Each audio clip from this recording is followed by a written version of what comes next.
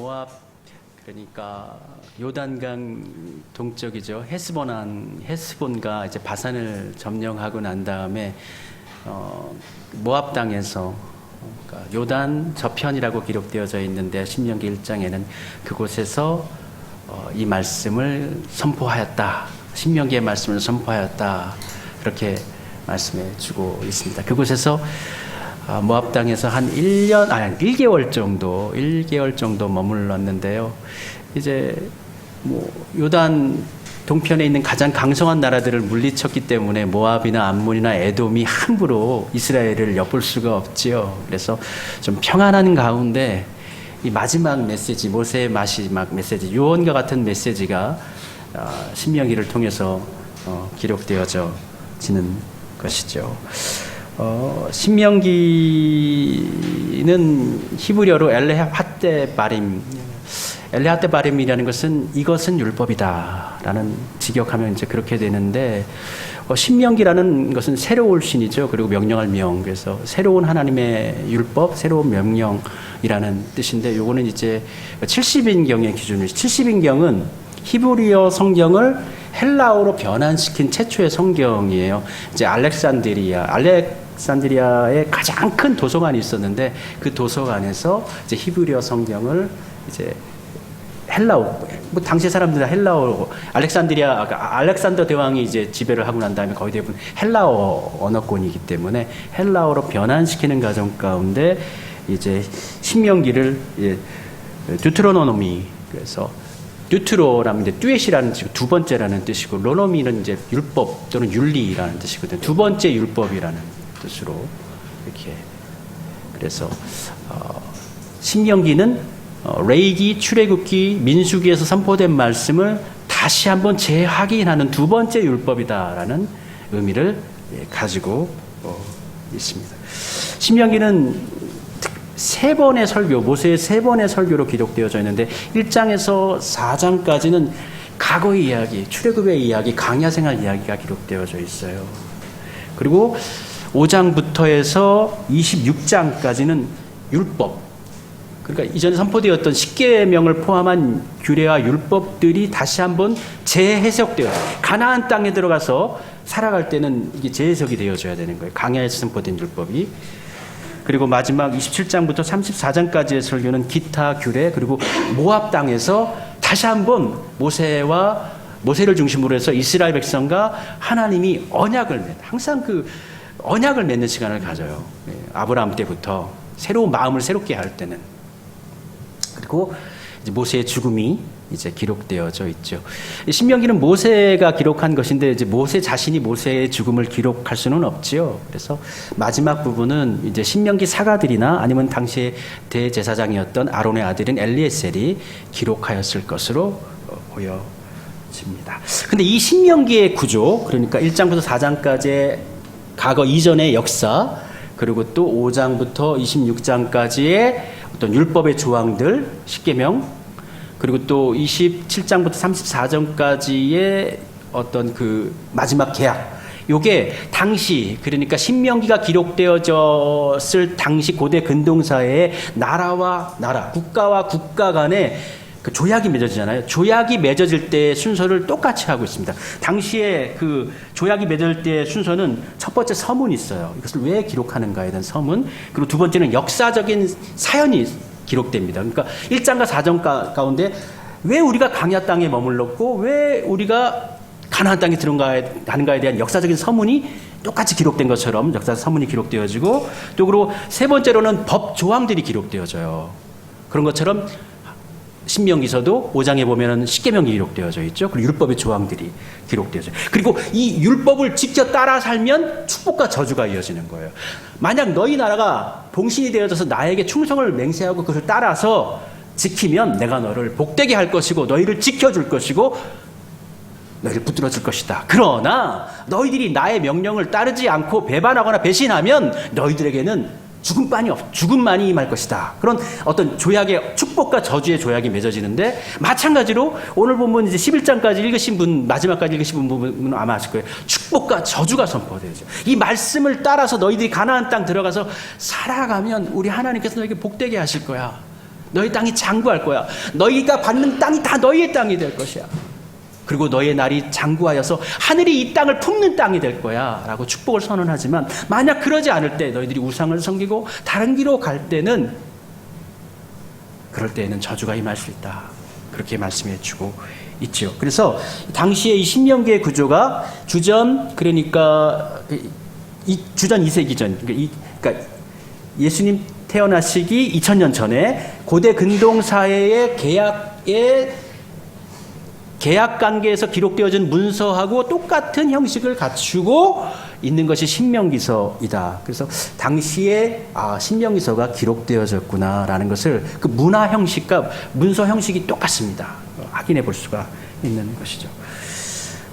신명기는 앞서 말씀드린 것처럼 이미 선포된 율법을 재해석하고 재강론하는 거예요.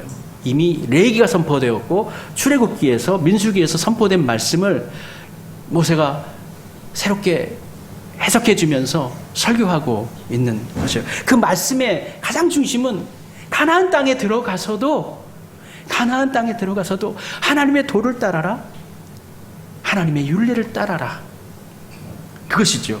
그래서 신명기 5장에 보면은 그런즉 너희 여호와 하나님께서 너희에게 명령하신 대로 너희는 삼가 행하라. 자로나 우로나 치우치지 말고 너희 하나님 여호와께서 너희에게 명하는 모든 도를 행하라. 그리하면 너희가 삶을 얻고 복을 얻어서 너희의 얻은 땅에서 너희의 날이 장구하리라. 그리고 마찬가지로 또 10장에서도요. 이스라엘아, 내 하나님 여호와께서 내게 요구하는 것이 무엇이냐?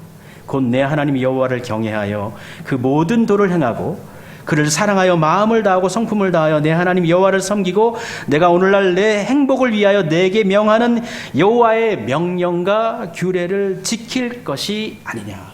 그 땅 가서도 하나님의 도를 따라 살아라. 명령과 규례를 지켜 살아라. 이게 주제예요. 예. 오늘 본문, 우리가 읽은 신명기 11장의 본문은 가나안 땅에 들어갔을 때 하나님의 법을 따를 때의 축복과 하나님의 뜻을 저버렸을 때의 저주에 대해서 기록해 주고 있는데요. 하나님의 뜻을 따라서 순복하여 살 때 임하는 복이 기록되어져 있습니다. 8장과 9절에 보니까 그러므로 너희는 내가 오늘 너희에게 명하는 모든 명령을 지키라. 그리하면 너희가 강성할 것이요 너희가 건너가 차지할 땅에 들어가서 그것을 차지할 것이야. 첫 번째, 그 땅을 너희들이 내 말을 잘 따르면 그 땅을 차지할 수 있을 것이다.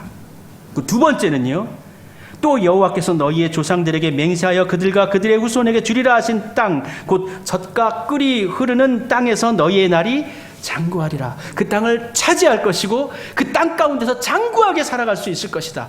주님 안에 있으면, 주의 율법 아래 있으면, 주님의 도 안에 있으면 말입니다. 그런데 단서조항이 있어요. 너희들이 거하는 그 가나안 땅, 젖과 꿀이 흐른다고 하는 그 땅은 너희 조상들, 너희 아비들이 살았던 애굽 땅과는 다른 땅이다 라고 이야기합니다. 애굽 땅은 어떤 땅인가요? 애굽 땅은 그 다음에 본문에서 이야기합니다. 10절입니다. 내가 들어가 차지하려는 땅은 내가 나온 애굽 땅과 같지 아니하니 거기에서는 너가 파종한 후에 발로 물 대기를 채소밭에 댐과 같이 하였거니와.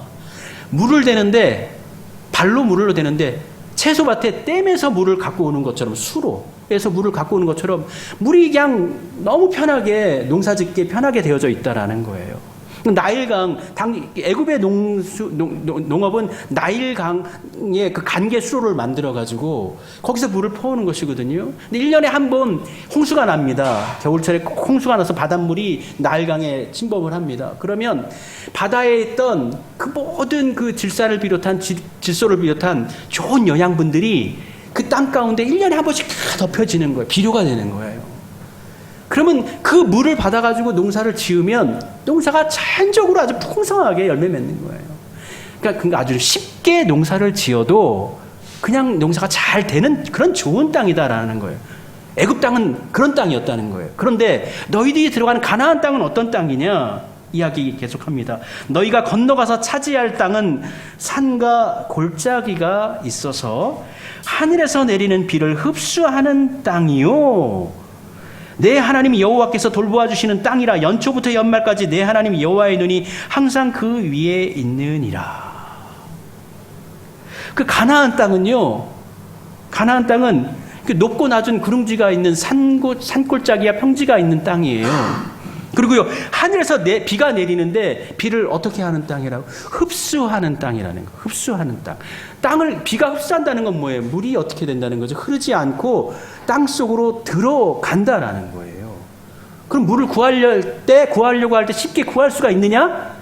쉽게 구할 수가 없는 땅이라는 거예요. 가나안 땅은 물을 구하려고 해도 쉽게 구할 수가 없는, 애굽 땅은 그냥 수로에서 물 끌어오듯이 바로 농사 편하게 지었는데, 가나안 땅은 그런 땅 아니다. 가나안 땅은 하나님께서 때에 맞춰서 이른 비를 주셔야 하고 늦은 비를 주셔야지만 살아갈 수 있는, 비를 주지 않으면은, 하나님께서 비를 주시지 않으면은 농사를 지을 수 없는, 하나님께서 연초부터 연말까지 돌보아 주시지 않으면 살아갈 수 없는 땅이에요. 그러니까 젖과 꿀이 흐른다라는 것은 하나님과의 관계성 속에서 해석되어져야 되는 거예요. 그냥 그 땅이 젖과 꿀이 흐르는 좋은 땅이 아니에요. 하나님 안에 있으면, 하나님의 율례와 법도 안에 있고 그 말씀을 따라 살아가면 하나님께서 이른 비를 내리셔서 파종할 때에 씨앗이 뿌려질 수 있도록 하시고, 또 늦은 비를 내려주셔서 추수할 때 물이 있어서 그걸 거두어들일 수 있는, 전적으로 하나님을 의지해서만 살아갈 수 있는 땅이 바로 가나안 땅이라는 거예요. 그 하나님을 떠나 벗어 살면 가나안 땅은 젖과 꿀이 흐르는 땅이 아니에요. 척박한 땅입니다. 말 그대로 천수답이에요. 하늘에서 비가 내려야지만 농사를 지을 수 있는 땅인 거예요. 하나님의 뜻을 의지해야지만, 하나님이 함께 하셔야지만 먹고 살 수 있는 땅이 바로 이 가나안 땅이라는 것입니다. 이번에 제가 새로 알았는데요, 봄에 농사 지을 때 비가 한번 탁 내리면 들판 들녘으로 풀들이 막 돋아나지 않습니까? 저는 얘들이 생명력이 강해가지고 자연적으로 이렇게 비만 머금고 햇살만 머금고도 자연적으로 잘 자라는가 보다 생각을 했는데, 그게 아니더라고요. 하늘에서 비가 내릴 때 천둥이 쾅쾅쾅 치잖아요. 그리고 번개가 쾅쾅쾅 치잖아요. 그런 이 비하고 구름이 부딪힐 때 비하고 이 천둥과 그리고 또 번개가 쾅 하고 부딪히면 이 빗물에요, 질소가 생겨난대요. 그러니까 자연적으로 이 빗물은 어떤 물이에요? 비료가 함께 곁들여진 물이 되는 거예요. 그래서 그 물을 먹고 나면 하루가 다르게 나날이 쑥쑥 자라죠. 하나님께서 그렇게 창조해 놓으셨다는 거예요. 비료를 주지 않아도, 땅의 영분을 우리가 공급하지 않아도 때가 되면 하나님께서 비를 내리시고 그 속에 영양분을 주셔서 자랄 수 있도록 그렇게 하셨다는 거예요. 연초부터 연말까지. 그러니까 뭡니까? 늘 내냅니다. 하나님의 눈이 늘 눈동자같이 우리를 돌보셔야지만 살아갈 수 있는 땅이 바로 이 가나안 땅인 것입니다. 그래서 13절과 15절에 이렇게 말씀하고 있습니다. 내가 오늘 너희에게 명하는 내 명령을 너희가 만일 청종하고 너희 후에 하나님 여호와를 사랑하여 마음을 다하고 뜻을 다하여 섬기면, 청종하고 섬기면 여호와께서 너희의 땅에 이른 비 늦은 비를 적당한 때에 내리시리니 너희의 곡식과 포도주와 기름을 얻을 것이요 또 가축을 위하여 들에 풀이 나게 하시리니 내가 먹고 배부를 것이라. 가나안 땅은 하나님이 함께 하실 때에 젖과 꿀이 흐르는 땅입니다. 하나님과의 관계성 가운데 우리가 온전할 때에 그 땅은 축복의 땅이 되는 것입니다. 그러니까 가나안 땅은 조건부의 축복의 땅인 거예요. 조건부. 하나님을 믿고 따른다면. 이스라엘은 가나안 땅에 들어가서 그들이 하나님 여호와를 사랑하고 마음을 다하고 뜻을 다하여 섬기면 하나님은 그들의 땅에 이른 비와 늦은 비를 적당한 때, 필요할 때마다, 적당하다라는 것은 우리가 비가 너무 많이 와도 안 되잖아요. 농사를 줄 때 비가 갑자기 너무 많이 와도 안 되고 너무 안 와도 안 되잖아요. 적당하다는 것은 가장 온전한 때라는 거예요. 가장 맞는 때라는 거예요. 필요할 때 우리가 필요한 만큼 허락해 주신다라는 거예요.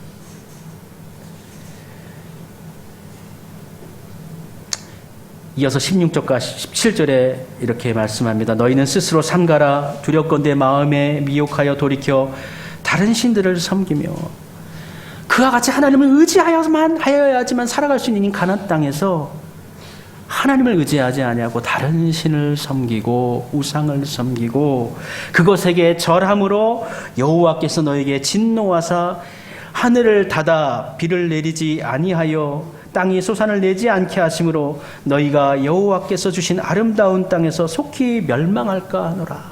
그 땅에서 하나님의 뜻을 거역하면 우리 하나님께서 너에게 내릴 축복의 비를 내리지 않으신다.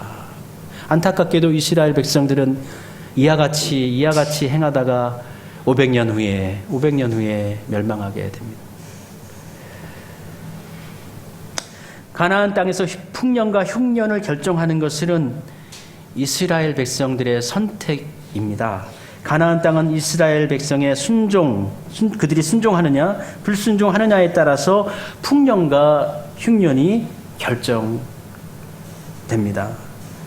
그러므로 너희는 가나안 땅에 들어가서 이와 같이 하라. 너희도 그렇게 해야 되고 너희의 자녀들도 이와 같이 해야 된다라고 하면서 신명기의 기본적인 율법 레마의 말씀을 가르치는데 다시 한번 강조하지 않습니까? 이 말씀은 이미 6장에서 이미 한번 했던 설교인데 다시 한번 또 설교하는 거예요. 11장에서 18절부터 20절까지 우리가 익히 많이 들어 아는 말씀이 나옵니다. 이러므로 너희는 나의 이 말을 너희의 마음과 뜻에 두고 또 그것을 너희의 손목에 메어 기호로 삼고 너희 미간에 붙여 표로 삼으며 또 그것을 너희의 자녀에게 가르치며 집에 앉았을 때에든지 길을 갈 때에든지 누워 있을 때에든지 일어날 때에든지 이 말씀을 강론하고 또 내 집 문설주와 바깥 문에 기록하라. 그러니까 이 말씀을 강론하라는 거예요. 서로 나누라는 거예요. 예배드리라는 거예요. 우리 예배 가운데 교제하라는 거예요. 왜냐하면 잊어버리기 때문에 너희뿐만 아니라 너희 자녀들에게 계속적으로 가르치라는, 이걸 가르치지 않으면, 나누지 않으면, 배우지 않으면 잊어버리니까 그래서 하나님을 떠나버리니까 오죽하면은 너희 손목에 메어 기호로 삼고 너희 미간에 붙여 표로 삼아라. 손목에 메어 표를 삼느라. 이스라엘 사람들은 옷술에다가 이렇게 말씀을 또 기록을 합니다. 이걸 직접적으로 받아들여요. 모세는 사실은 이거는 은유적인 표현인 거예요. 그 미간에다가 띠를 띄워가지고 또 말씀을 기록하라고 하는데 이건 좀 은유적인 표현이거든요. 더불어서 또 내 집 문설주와 바깥 문에도 기록해. 내 집 문설주는 우리 집으로 들어오는 출입구를 얘기하는 곳이, 그곳에다가 하나님의 말씀을 기록하라는. 그러니까 늘 드나드는 곳에 기록하고, 네가 미간은 서로지간 볼 수 있을 때 하나님의 말씀을 볼 수 있고, 손이라는 것은 내 손이 행하는 모든 것들 가운데 하나님의 율법과 말씀이 지켜질 수 있도록 해라. 것이죠. 그리고 또 바깥문이라는 것은 마을 언덕에 있는 도시의 출입구에 있는 큰 문을 말하는 거예요. 그러니까 개인적인 공간에서든지 모든 사람들과 함께 어울리는 공동체적인 공간에서도 하나님의 말씀과 법과 율례가 따라서 살아가도록 해라는 것이죠. 앉아 있을 때든지 길을 걸 때든지 누워 있을 때든지 일어날 때든지 네 발이 가는 어느 곳에든지 하나님의 말씀이 선포되어지고 말씀이 실천되어지는 장소가 되게 하라. 그런 표현이죠. 만약 그와 같이 하나님을 신실하게 그들이 따른다면 하나님께서 약속해 주십니다. 너희의 발바닥으로 밟는 곳은 다 너희의 소유가 될 것이요 너희의 경계는 곧 강야에서부터 레바논까지와 유브라데 강에서부터 서해까지라. 너희 하나님 여호와께서 너희에게 말씀하신 대로 너희가 밟는 모든 땅 사람들에게 너희를 두려워하고 무서워하게 하시리니 너희를 능히 당할 사람이 없으리라. 24절과 25절 말씀입니다. 그 땅이 다, 우리가 밟는 모든 땅이 다 너희들의 땅이 된다는 거예요. 얼마나 큰 축복이에요. 우리가 밟는 땅이 우리의 땅이 된다는 거예요. 단순히 이것 성공주의라든지 희망이라든지 어떤 긍정주의의 어떤 그런 신학이 아니에요. 하나님을 온전히 따를 때 하나님께서 우리를 사용하셔서 그 땅의 주인이 되게 하신다는 거예요. 그 땅의 축복을 누리게 하신다라는 거예요. 그리고 그 땅의 모든 사람들이 다 우리를 두려워하게 된다는 것이죠. 우리를 무서워하게 되는, 우리를 이길 수 없다라는 거예요. 왜요? 우리가 하나님을 의뢰할 때에 우리 하나님께서 우리를 붙드심으로 처음부터 끝까지, 연초부터 연말까지 우리를 돌보심으로 우리가 온전해질 수 있다라는 것입니다. 복과 저주가 여기에 있다. 너희들 가나안 땅에 들어가서 복과 저주가 있다. 축복을 받으려면 이와 같이 하나님의 말씀을 따라 살아가고, 만약 너희들이 저주를 받으려면은 그 반대로 하면 된다. 어떤 것 선택할 것이냐? 축복과 저주가 있다. 둘 중에 어떤 것을 선택할 것인가? 라고 설교 마무리 가운데 모세가 묻습니다. 그러면서 나중에 너희들이 가나안 땅에 들어가면 세겜이라는 곳이 있는데 세겜에는 큰 산이 앞에 하나 있고 뒤에 하나 있는데 그 산 이름은 에발산과 그리심산이에요. 너희들이 만약에 가나안 땅에 들어가가지고 다 모이면 꼭 내가 말한 대로 해. 너희 족속들 6족속은 그리심산에 올라가고 6족속은 에발산에 올라가. 그리고 하나님의 말씀을 선포해. 축복의 말씀을 선포할 때 아멘 아멘 하고 저주의 말씀 선포할 때 아멘 아멘 해. 근데 그리심산은요 아주 푸르른 산이에요. 울창한 산이에요. 나무가 우거져 있어요. 축복의 산이죠. 근데 같은 곳에 있는데 에발산은 민둥산이에요. 사막이에요. 강약이에요. 그러니까 딱 보면은 아 이게 축복의 산. 이거는 아무것도 없는 산이라는 게 눈에 다 보이는 거예요. 그것에 올라가서 이 말씀을 축복의 말씀, 저주의 말씀을 다시 한번 선포해라. 그래서 여호수아 이제 8장에 보면은 여호수아가 이스라엘 백성들을 다 데리고 그 세겜에 가가지고 거기 6지파씩 나누어서 올라가게 합니다. 에발산에 올라갔다 해서 그 지파가 저주의 지파가 되는 거고 그리심산에 올라갔다고 해서 그 지파가 저주의 지파가 되는 거고 거기서 똑같이 하나님을 따르면 축복을 받습니다. 아멘. 하나님을 떠나면 저주를 받습니다. 이런 신앙 고백을 똑같이 하는 거예요. 그와 같이 약속을 합니다.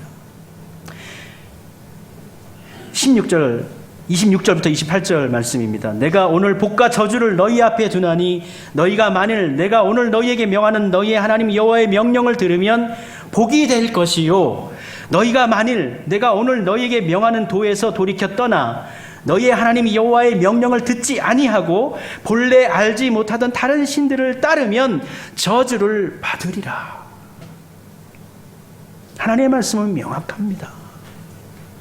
하나님을 붙드십시오. 하나님께 나아가십시오. 하나님의 말씀을 진실하게 의뢰하십시오. 여러분의 사업도, 여러분의 인생도, 여러분의 자녀들도 하나님께 맡기십시오. 우리 하나님께 맡기실 때 그것을 우리 하나님께서 받으십니다. 끝까지 내 손 끝에서 놓고 계산하고 걱정하고 두려워하고 그렇게 하지 마시고 하나님께 올려드립시다. 하나님께 올려드릴 때, 하나님께 맡길 때 우리 하나님께서 그리심산의 축복으로 우리 가정을 또 우리의 자녀들을 이끌어내실 것입니다. 우리의 자녀들이 우리 경주천연도 이제 또 2년 동안 파리로 가지만 우리의 자녀들 다 크면은 군대도 가고 또 학교도 다니고 일도 회사도 다니고 하면서 신앙생활 하다가도 나이가 들면 신앙생활 떠나. 우리가 뭔가 바르게 가르치지 못했기 때문이에요. 그곳에 가서도 그 땅을 하나님의 땅으로 변화시키는 사람들로 우리가 키워야 되는데 우리가 그렇게 하지 못했던 거예요. 우리가 잘못했다는 걸 회개해야 돼요. 하나님께 용서를 구해야 돼요. 그 땅을 변화시킬 수 있는 사람, 그 땅을 차지하는 사람, 그 땅을 하나님의 꿈의 땅으로 변화시키는 사람들로 우리가 세워야 하는 것입니다. 우리가 하나님의 말씀에 순종하여 하나님을 섬기면 복을 선택하는 것이고 불순종하여 다른 것을 의뢰하며 따라 살아간다면 저주를 받는 것입니다. 하나님을 떠나게 되는 것입니다. 인생은 결국 선택이잖아요. 신앙도 선택입니다. 그리스도인들의 삶을 산다라는 것은 선택의 삶을 일반 사람들은 선택의 삶에 대해서 그렇게 고민하지 않을 수도 있어요. 본인의 윤리도 있을 수 있겠지만 원칙도 있을 수 있겠지만 근원적인 고민을 할 수 없죠. 우리는 하나님께 우리 눈이 연초부터 연말까지 우리를 보고 있다는 그 하나님의 눈을 의식하기 때문에 정말 하나님 선택을 할 때에 근본적으로 이거 정말 고민하면서 살아갈 수밖에 없죠. 그리스도인으로 산다라는 것은 하나님을 의식하며 살아간다는 것입니다. 우리가 선택할 때 대부분의 사람들은 큰 길 좋아하지 않습니까? 넓은 길 좋아하지 않습니까? 근데 예수님께서 말씀하시기를 좁은 길로 가라 말씀하십니다. 근데 그 좁은 길, 좁은 문, 그 길 넘어서면 그것이 하나님의 나라요. 아버지께서 계시는 곳이지만 넓은 길, 평탄한 길, 좋은 길, 모든 사람들이 다 즐거워가는 그 길 끝에는 그 길 끝은 하나님이 계시지 않습니다. 파멸과 심판과 저주가 그들 가운데 있게 되는 것입니다. 그리심산에 오르는 축복, 그리심산에서 받는 은혜가 우리들 가운데, 우리 자녀들 가운데 있기를 소원합니다. 시편 24편에는 그 산에 오르는 자가 어떠한 자들인가에 대해서 기록해 주고 있습니다. 여호와의 산에 오를 자 누구며 그의 거룩한 곳에 설 자가 누구인가? 곧 손이 깨끗하여 마음이 청결하며 뜻을 허탄한 데에 두지 아니하며 거짓 맹세하지 아니하는 자로다. 그는 여호와께 복을 받고 구원의 하나님께 의를 얻으리니 이는 여호와를 찾는 족속이요 야곱의 하나님의 얼굴을 구하는 자로다. 손이 깨끗하고 마음이 청결하고 뜻을 허탄한 데에 두지 아니하고 거짓으로 살지 않는 사람들, 그 사람들이 바로 그리심산의 축복의 길을 올라서는 사람들입니다. 우리 앞에 주어진 땅이 있습니다. 가나안 땅. 그 땅은 그야말로 그 있는 그대로 축복의 땅이 아닙니다. 젖과 흐르는 땅이 아닙니다. 하나님이 함께 하실 때만 축복의 땅이요 젖과 꿀이 흐르는 땅이 된다는 것을 명심하시면서 여러분이 나아가는 땅을 축복의 땅으로 변화시키고 그 땅 가운데 그 땅을 차지할 수 있는 담대한 믿음과 능력으로 살아가셔서 하나님께 인정받고 또 하나님으로부터 복을 받고 축복을 누리는 삶으로 나아가시기를 바랍니다. 겸비하여서 기도하고 우리를 치료하고 우리를 깨우쳐서 그 땅이 새로워지고 우리 인생의 땅이, 우리의 가정의 땅이, 우리 자녀들의 땅이 정말 젖과 꿀이 흐르는 땅으로 변화될 수 있도록 우리 스스로 겸비하고 우리 자녀들도 기도하고 하나님의 뜻을 구하도록 합시다. 변화시키시고 또 이른 비와 늦은 비로 매년마다 우리를 살피시고 돌보시는 그 하나님의 은혜가 저와 여러분들 가운데 정말 충만하기를 소원합니다. 함께 우리 찬송 부르면서 간절한 마음으로 기도하도록 하겠습니다. 우리 겸비하여서 기도해야 합니다. 기도해야 합니다. 기도밖에 방법이 없습니다. 기도해야 우리 앞에 땅도 가나안 땅, 젖과 꿀이 흐르는 땅으로 변화될 수 있고, 기도해야 우리의 자녀들도 정말 그 땅을 차지할 수 있는 믿음의 자녀가 될 수가 있습니다. 그 땅을 고치는, 그 땅을 새롭게 하는, 그 땅에 하나님의 뜻을 이루는 비전 메이커로, 비전을 이루는 자들로 우리 함께 살아가도록 합시다.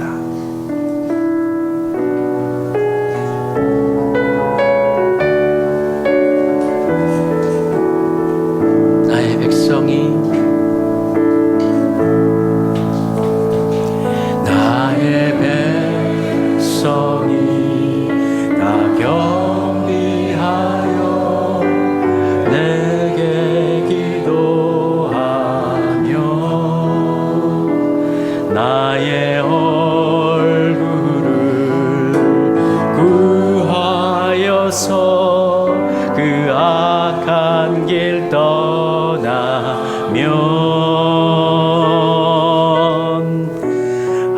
하늘에서 듣고 죄를 사하며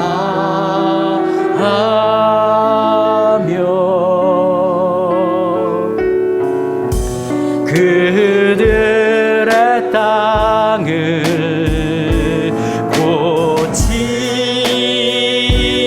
고치리라.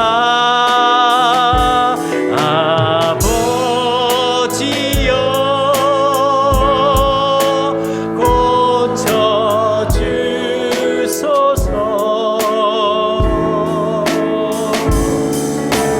이 나라 주의 것 되게 하소서.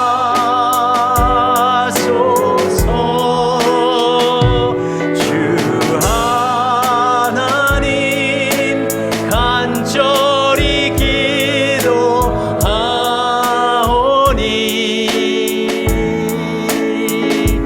상한 이 땅 새롭게 하소서.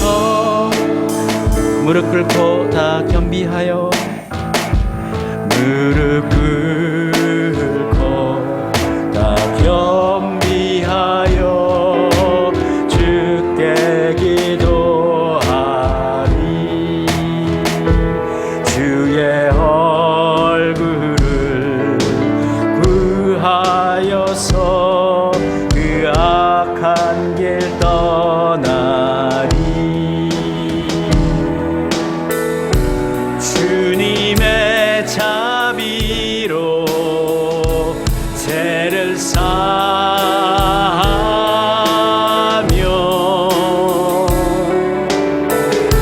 주님의 자비로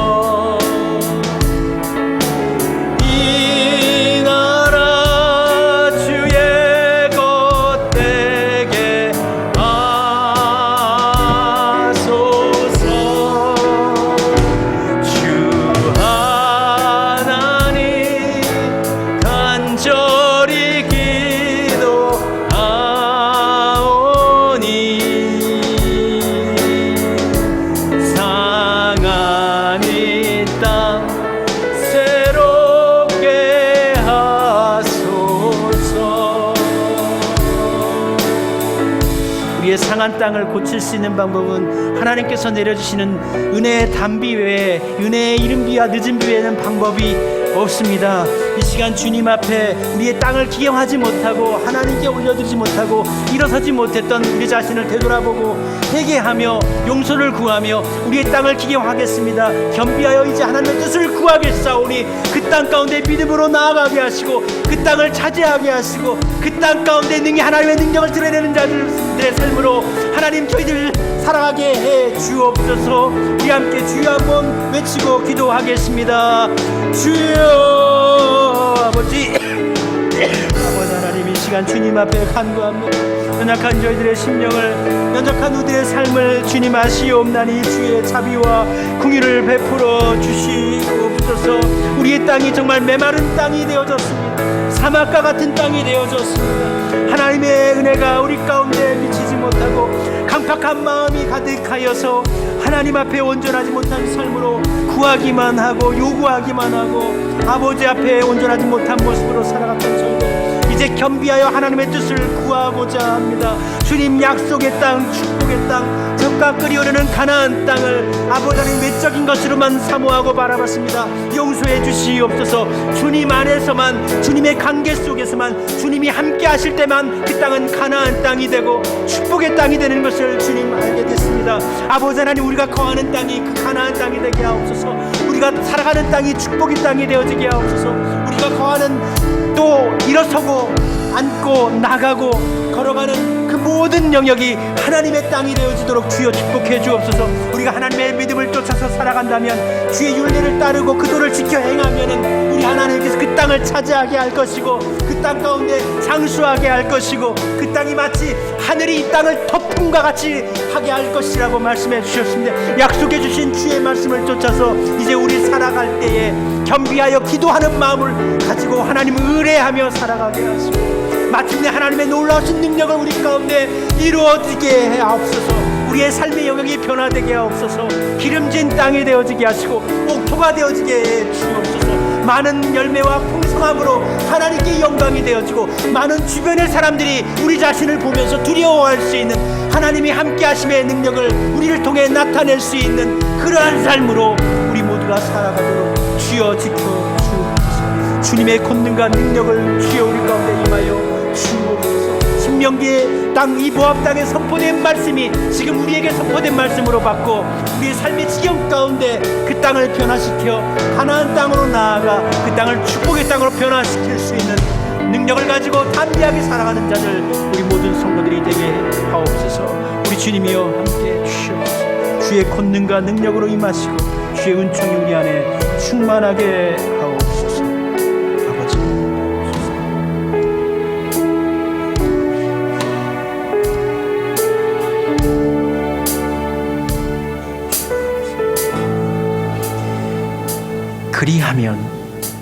그리하면 여호와께서 너희 조상들에게 주리라고 맹세하신 땅에서 너희의 날과 너희의 자녀의 날이 많아서 하늘이 땅을 덮는 날과 같으리라.